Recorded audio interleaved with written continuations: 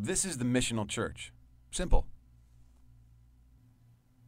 In the past, churches have spent large amounts of resources to construct the most attractive places imaginable for the community in which they were situated.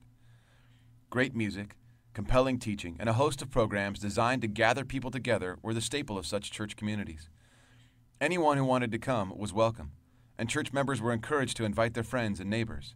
Generally, people had a pleasant experience. The people who came and were cared for seemed relatively similar.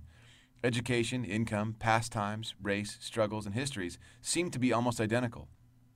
Eventually, someone asked the question, what about all the people who aren't like us, but who live around us?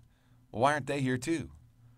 In response, the church increased its marketing budget, direct mailing the community, taking out ads in local papers, buying radio time, releasing a fresh web page, and offering to host the world's greatest event.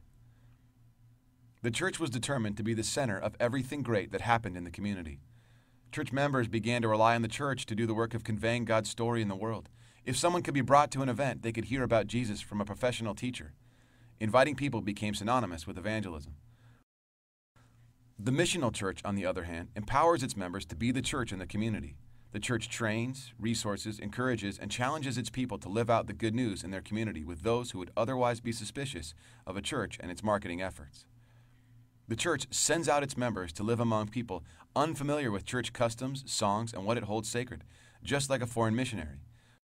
The missional church recognizes then that every believer embodies the life of the church in their neighborhood, in their school, or at their place of work. Each one of them telling God's story in the context of compassionate and genuine relationships.